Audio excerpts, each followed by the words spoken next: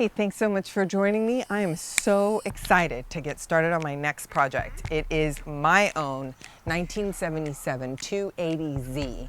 So this was my daily driver for 15 years, and I'm gonna hopefully do a full restore, and you are gonna come along with me. So let's go ahead and get started. Let's see what's under here. So excited for this. I've been wanting to do this for a very long time. Right.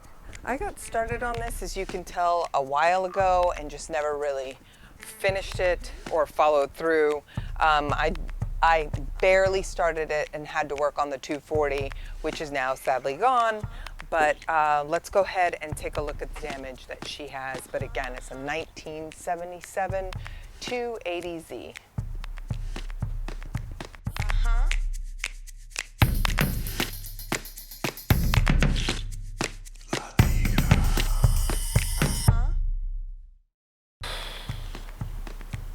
All right, so let's just take a look at a couple of the things that are happening. So like I said before, I started on this already, and she definitely needs some work. I didn't follow through because I was working on the 240 at the time, so I decided to concentrate on that. So we can see where there's rust starting to bubble up in different places. Cosmetically, they're dents, so you see that dent there. You know, rust.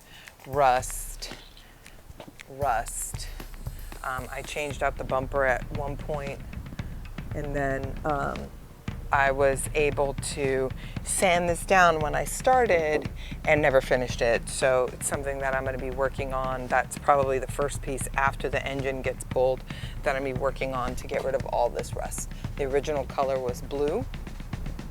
You know, we have rust in the parts where we're expecting rust, so I completely imagine there's going to be more under here once we get the car lifted, because, you know, tires and all. So we've got like rust damage back here. Poor little antenna. The bumper, again, I changed that out. It was literally falling apart, like just crumbling apart, because the steel had just been eaten up by rust. So big rust spots here. This guy right here. So I found another one of these. So I'm going to replace it instead of try to figure that out, because it has rust all throughout here. And so we're going to figure that out. There is all of our stuff, pieces that I've already taken off. I got to figure out how to open that, because I don't have the key anymore. And then the inside. So we're going to be doing a lot with the interior. My mom is a seamstress, so she happily made me these really cool seat covers. So I'm going to see if she can, if we can figure out how to make a new set. And then, you know, I've got spiders and stuff living in here, but we've got a lot of all the pieces are here. The dashboard, you know, same thing that normally happens with the dashboard for these cars.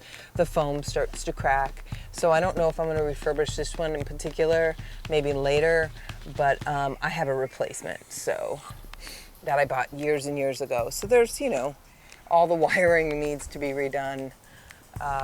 So this is Lucille, my 1977 280Z. Let's check out what's under the hood. Oh, look at that. Oh, I forgot to set up the camera and move the hood. Starting off strong. All right, so let's take a look at this. We're gonna pop this bad boy out. I'm gonna start by removing all of the electrical and hoses using a ton of bolt buster and some pretty hefty prayers and probably some curse words thrown in there. Let's get this radiator emptied before removing it. Yo, that is disgusting. Radiator's out, heat shields are out, electrical's unplugged, and hoses. All the wires out of the way. Now we're gonna take off the fuel line here. Already unscrewed the fuel rail. Let's get that out of the way. And we're gonna go in and start with the exhaust manifold after this. Welcome to day 2.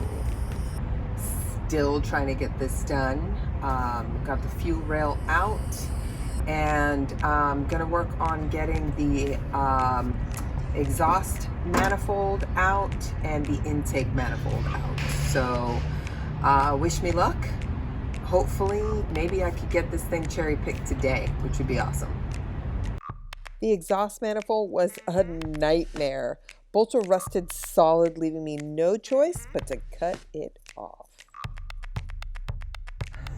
Now that the exhaust pipe was cut, it's actually, I don't even think it's hanging on anymore. I think the only thing that was keeping it there was the fact that it was attached to the exhaust manifold. So let's check this out. Oh, it literally is not attached to anything else.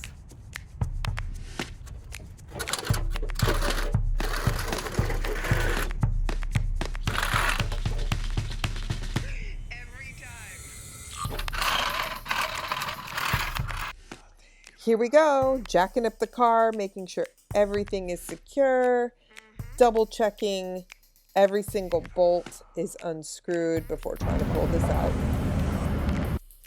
3 days in and finally getting this thing pulled out. So after checking, and much more checking, and a few more curse words than I'd like, make sure all the bolts are loose, it's finally time for this bad boy to make it out of the engine bay. Here it goes. A lot more moving around and just shaking it a little bit, making sure that it's clear. Let's push this thing out of the way. There we go. Super excited to get this done. Only took 3 days. Gonna adjust her in her new home before we send her off to Mike's Z Shop. This is what the engine bay looks like without anything in it. Or the engine in it. Pretty cool. Hey, welcome to the first ever edition of Tiger Talk. So basically what I'm going to be doing with this is give you little shortcuts, things that I've learned as I've kind of gone through this process. So you could just skip to this part, figure out where things are. So hopefully this will help someone if they're taking out a full engine restore or whatever it is that I learned along the way. I'll add these little snips of tips and hopefully it helps someone. Tiger Talk. Wow. So I have a couple tips on how to remove the entire engine. Since I'm doing a full restore, I just want to make sure that I pull out the whole engine instead of spending time trying to figure out how to remove the exhaust manifold and the intake manifold, because trying to get under there and getting those screws loose that have been sitting there for 15 to 40 something years, it was just easier to take the whole thing out. So I'm going to show you where the screws are to remove the transmission, so you don't have to remove both of those at the same time. This would be super helpful just so you know where they're placed. So I'm going to show you that, and once you get those screws undone, you tap it with a hammer as you jiggle it kind of out while it's on the cherry picker, and you'll be able to like maneuver it out and away, and you'll see the seam open up and you'll be able to pull that whole engine block out. So I'll show you that as well. Here's the engine block removed. So you're going to want to take this one out, So that's 1, 2, 3, 4, 5, 6. So you're going to have 6 screws that you want to remove, and that will get the transmission split up from the engine block. Make sure before you move this off, you remove the fan so you don't break any of the blades. So the screws to release the transmission are 1, 2,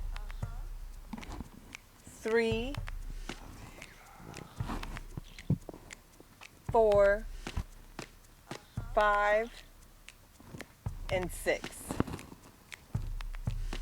Once you get all of those off, it will pull out. Make sure that the fan is off. Make sure that this is suspended here and supported. So add some wood blocks here to support the transmission. Oh. And you can suspend the transmission so as you're tapping and pulling, that the transmission doesn't hit the ground. Be gentle with her. I mean, this girl's 43 years old. She's been sitting here for a while, so she was pretty cranky, but we were able to be patient, talk to her, and get that whole engine block off. Tiger talk. Tiger talk. All right, so the engine was removed successfully, yay. And so now I'm gonna work on cleaning up the getting off the exhaust manifold and the intake manifold, getting this guy off because I'm going to polish this and paint this, and then getting all of this reworked by a professional. So yeah, it turned out great. Here are some part placement references so I don't forget. The heat shields. Oh, gross. This is about 15 years of buildup. The condenser goes attached to this right here. And this has 1, 2, 3, 4 bolts. I'm just cleaning up the engine block here, removing all the extra goodies, bagging and tagging as I go. I'm gonna go out on a limb and say this could possibly be why my engine wasn't working for so many years. You know, just one of the things, but yeah, ugh. Just a wild guess.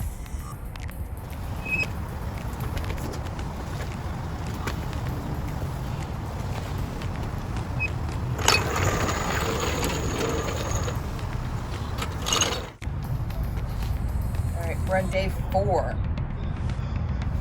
At this point, I've grabbed a bottle of degreaser, a pressure washer. I'm washing all the engine parts to see if I can salvage any of them. Here's another reference photo. Now that the manifold is clean, I'm just getting all the extra bits and pieces off this guy too. All right, so I have successfully dismantled the intake manifold, the exhaust manifold, and everything else that goes with it. Power washed it, so I am exhausted. I'm on day 4. It is hot out here, but I'm gonna see what I can do about getting this emptied out, bagged and tagged, and hopefully finish the day like that, because honestly I am like run on empty, but let me see what I can do. All right, more reference photos. You can't have enough of these. Here's some shots of the bay because I will 100% forget where everything goes and end up with some extras. And here it is with about 90% of the extras removed.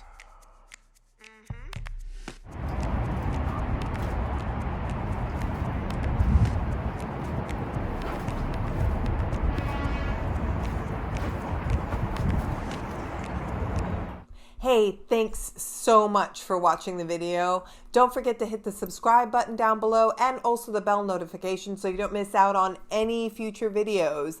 If you'd like to continue to see the three-eyed tiger in action anywhere in between that, you can join me on @3eyedtiger on Instagram.